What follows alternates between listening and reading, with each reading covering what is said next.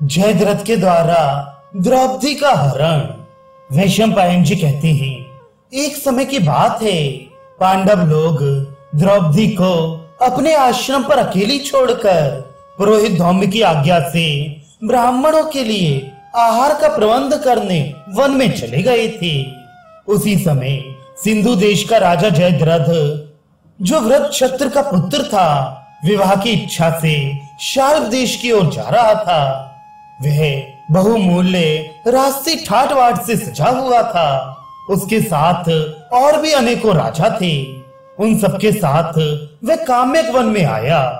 वहां निर्जन वन में अपने आश्रम के दरवाजे पर पांडवों की प्यारी पत्नी द्रौपदी खड़ी थी। जयद्रथ की दृष्टि उस पर पड़ी। वह अनुपम सुंदरी थी। उसका श्याम शरीर एक दिव्य तेज से दमक रहा था। आश्रम के निकट वन का भाग उसकी कांति से प्रकाशमान हो रहा था। जयद्रथ के साथियों ने उस अनिंद सुंदरी की ओर देखकर हाथ जोड़ लिए और मन ही मन तर्क वितर्क करने लगे। ये कोई अप्सरा है या देव कन्या है अथवा देवताओं की रची हुई माया है। सिंधुराज जयद्रथ उस सुंदरांगी को देखकर चकित रह गया। उसके मन में बुरे विचार उठे और वह काम से मोहित हो गया। उसने अपने साथी राजा कोटिकास्य से कहा, कोटिक, जरा जाकर पता तो लगाओ ये सर्वांग सुंदरी किसकी स्त्री है, अथवा ये मनुष्य जाति की स्त्री है ही नहीं। यदि ये मिल जाए तो मुझे विवाह की कोई आवश्यकता ही नहीं रहेगी। पूछो तो ये किसकी है, कहां से आई है और इस कटीले जंगल में किस उद्देश्य से इसका आना हुआ है। क्या ये मेरी सेवा स्वीकार करेगी? इसे पाकर तो मैं कृतार्थ हो जाता। सिंधुराज के वचन सुनकर कोटिक रस से नीचे उतर पड़ा और गीधर जैसे व्याघ्र की स्त्री से बात करे उसी प्रकार द्रौपदी के पास जाकर बोला, सुंदरी, कदम्ब की डाली झुकाकर इसके सहारे इस आश्रम पर अकेली खड़ी हुई तू कौन है? तुझे इस भयानक जंगल में डर नहीं लगता? क्या तू किसी देव, यक्ष या दानव की पत्नी है अथवा कोई श्रेष्ठ अप्सरा या नाग कन्या है?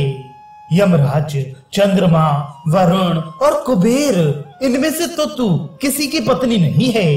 बता, धाता, विधाता, सविता, विष्णु या इंद्र किसके धाम से तू यहाँ आई है? मैं राजा सुरत का पुत्र हूँ। मुझे लोग कोटिकास्य कहते हैं तथा सौवीर देश के 12 राजकुमार हाथ में ध्वजा लेकर जिनके रथ के पीछे चलते हैं और 6000 रथी, हाथी, घोड़े, पैदलों की सेना सदा जिनका अनुसरण किया करती है, वे सौवीर नरेश राजा जयद्रथ उधर खड़े हैं। उनका नाम कभी तुम्हारे सुनने में भी आया होगा। इनके साथ और भी कई राजा हैं। अपना परिचय तो हमने बताया, पर तेरे विषय में अभी हम अनभिज्ञ ही हैं। अतः बता, तू किसकी पत्नी है और किसकी सुपुत्री?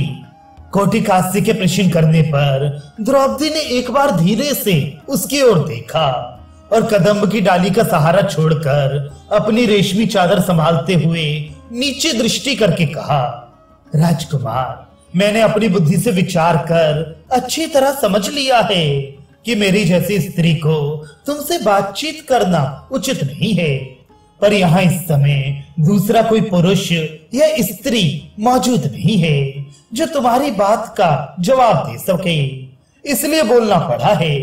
सो मैं अपने पातिव्रत धर्म का पालन करने वाली स्त्री हूँ। सो भी इस समय अकेली हूँ। इस वन में अकेले तुम्हारे साथ कैसे बात कर सकती हूँ? परंतु मैं तुम्हें पहले से ही जानती हूँ कि तुम राजा सुरत के पुत्र हो और तुम्हारा कोटिकास्य नाम है, इसलिए तुमसे अपने बंधुओं और विख्यात वंश का परिचय दे रही हूँ। मैं राजा द्रुपद की पुत्री हूँ। मेरा नाम कृष्णा है। 5 पांडवों के साथ मेरा विवाह हुआ है। वे इंद्रप्रस्थ के रहने वाले हैं। उनका नाम भी तुमने सुना होगा। अब तुम सब लोग अपने वाहन खोलकर यहाँ उतरो। पांडवों का आतिथ्य स्वीकार कर फिर अपने अभीष्ट स्थान को चले जाना। उनके आने का समय हो गया है। धर्मराज अतिथियों के बड़े भक्त हैं, आप लोगों को देखकर बहुत प्रसन्न होंगे। द्रौपदी कोटिकास्य से ऐसा कहकर अपनी पर्णकुटी में चली गई। उसका उन लोगों पर विश्वास हो गया था, अतः उनके अतिथि सत्कार की तैयारी में लग गई। कोटिकास्य राजाओं के पास गया और द्रौपदी के साथ जो कुछ बात हुई थी सब कह सुनाई। उसकी बात सुनकर दुष्ट जयद्रथ ने कहा, मैं स्वयं जाकर द्रौपदी को देखता हूँ। वे अपने 6 भाइयों को साथ लेकर जैसे भेड़िया सिंह की गुफा में प्रवेश करे, उसी प्रकार पांडवों के आश्रम में घुस आया और द्रौपदी से बोला, सुंदरी तुम कुशल से तो हो, तुम्हारे स्वामी स्वस्थ तो हैं, तथा और जिन लोगों की तुम कुशल कामना रखती हो वे सब भी तो सकुशल है ना। द्रौपदी ने कहा, राजकुमार तुम स्वयं सकुशल तो हो ना, तुम्हारे राज्य खजाना और सैनिक तो कुशल से है ना। मेरे पति कुरुवंशी राजा युधिष्ठिर सकुशल हैं तथा उनके सब भाई भी कुशल से हैं। राजन, ये पैर धोने के लिए जल और आसन ग्रहण करो। मैं तुम सब लोगों के जलपान के लिए अभी प्रबंध करती हूँ। जयद्रथ बोला, मेरी कुशल है, जलपान के लिए तुम जो कुछ देना चाहती हो सब मुझे प्राप्त हो चुका। अब तुमसे यही कहना है कि पांडवों के पास अब धन नहीं रहा, वे राज्य से निकाल दिए गए, अब इनकी सेवा करना व्यर्थ है। इनकी भक्ति से जो तुम इनकी सेवा करती हो उसका फल तो केवल क्लेश ही होगा। तुम इन पांडवों को छोड़ दो और मेरी पत्नी होकर सुख भोगो। मेरे साथ ही संपूर्ण सिंधु और सौवीर देश का राज्य तुम्हें प्राप्त होगा, रानी बनोगी। जयद्रथ की ये बात सुनकर द्रौपदी का हृदय कांप उठा, उसकी भौहें रोष से तन गईं। सहसा उस स्थान से वह पीछे हट गई। उसके इस प्रस्ताव का तिरस्कार करके द्रौपदी ने बहुत कड़ी बातें सुनाई और बोली, खबरदार फिर कभी ऐसी बात मुंह से मत निकालना, तुझे शर्म आनी चाहिए।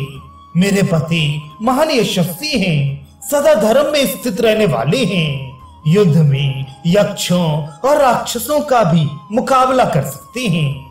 ऐसे महारथी वीरों की शान के खिलाफ ओछी बातें कहते हुए तुझे लज्जा नहीं आती? अरे मूर्ख, जैसे बांस, केला और नरकुल ये फल देकर अपना नाश कर लेते हैं, केकड़े की मादा अपनी मृत्यु के लिए ही गर्भ धारण करती है, उसी प्रकार तू भी अपनी मौत के लिए ही मेरा अपहरण करना चाहता है। जयद्रथ बोला, कृष्ण मैं सब जानता हूँ, मुझे खूब मालूम है कि तुम्हारे पति राजपुत्र पांडव कैसे हैं, परंतु इस समय ये विभीषिका दिखाकर तुम हमें डरा नहीं सकती। हम तुम्हारी बातों में नहीं आ सकते। अब तुम्हारे सामने सिर्फ 2 काम हैं, या तो सीधी तरह से हाथी या रथ पर चलकर बैठ जाओ, या पांडवों के हार जाने पर सौवीर राज जयद्रथ से दीनता पूर्वक गिड़गड़ाते हुए कृपा की भीख मांगना। द्रौपदी ने कहा, मेरा बल, मेरी शक्ति महान है, किंतु सौवीर राज की दृष्टि में मैं दुर्बल सी प्रतीत हो रही हूँ। मुझे अपने ऊपर विश्वास है, यूं जोर जबरदस्ती करने पर भी मैं जयद्रथ के सामने कभी दीन वचन नहीं बोल सकती। एक रथ पर एक साथ बैठकर भगवान श्री कृष्ण और वीरवर अर्जुन जिसकी खोज में निकलेंगे, उस द्रौपदी को देवराज इंद्र भी हर कर नहीं ले जा सकते। बेचारे मनुष्य की तो ताकत ही क्या है। अर्जुन जब शत्रु पक्ष के वीरों का संहार करने लगते हैं, उस समय दुश्मनों का दिल दहल जाता है। वे मेरे लिए आकर तेरी सेना को चारों ओर से घेर लेंगे और गर्मी के दिनों में आग जैसे तिनकों को जलाती है वैसे ही भस्म कर डालेंगे। जिस समय तू गांडीव धनुष से छोड़े हुए बाण समूहों को टिड्डियों की तरह वेग से उड़ते देखेगा और पराक्रमी वीर अर्जुन पर तेरी दृष्टि पड़ेगी, उस समय अपने इस कुकर्म को याद करके तू अपनी बुद्धि को धिक्कारेगा। अरे नीच, जब भीम हाथ में गदा लिए दौड़ेंगे और नकुल सहदेव क्रोध जन्य विष उगलते हुए तेरी ओर टूट पड़ेंगे, तब तुझे बड़ा पश्चाताप होगा। यदि मैंने कभी मन से भी अपने पूजनीय पतियों का उल्लंघन नहीं किया, यदि मेरा अखंड पातिव्रत्य सुरक्षित हो, तो इस सत्य के प्रभाव से मैं आज देखूंगी कि पांडव तुझे जीतकर अपने वश में करके जमीन पर घसीट रहे हैं। मैं जानती हूँ तू निशंस है, मुझे बलपूर्वक खींच कर ले जाएगा, मगर इसकी भी मुझे कोई परवाह नहीं। मेरे पति कुरुवंशी वीर शीघ्र ही मुझसे मिलेंगे और उनके साथ मैं पुनः इसी काम्यक वन में आकर रहूंगी। तदनंतर द्रौपदी ने देखा कि जयद्रथ के आदमी मुझे पकड़ने आ रहे हैं, तब वे डांट कर बोली, खबरदार कोई मुझे हाथ न लगाना। फिर भयभीत होकर उसने अपने पुरोहित धौम्य मुनि को पुकारा। तब तक आगे बढ़कर जयद्रथ ने द्रौपदी के दुपट्टे का छोर पकड़ लिया। द्रौपदी ने उसे जोर से धक्का दिया। धक्का लगते ही पापी जयद्रथ जड़ से कटे हुए वृक्ष की भांति जमीन पर गिर पड़ा। फिर बड़े वेग से उठकर उसने द्रौपदी का दुपट्टा पकड़ लिया और उसे जोर जोर से खींचने लगा। द्रौपदी बारंबार उच्छ्वास लेने लगी और उसने जैसे तैसे धौम्य मुनि के चरणों में प्रणाम किया और रथ पर चढ़ गई। धौम्य बोले, जयद्रथ, जरा क्षत्रियों के प्राचीन धर्म का तो ख्याल कर। महारथी पांडव वीरों पर विजय पाए बिना तुझे इसे ले जाने का कोई अधिकार नहीं है। पापी धर्मराज आदि पांडवों से मुठभेड़ हो जाने पर तुझे इस नीच कर्म का फल अवश्य मिलेगा, इसमें कोई भी संदेह नहीं है। ये कहकर धौम्य मुनि हरकर ले जाती हुई राजकुमारी द्रौपदी के पीछे पीछे पैदल सेना के बीच में होकर चलने लगे।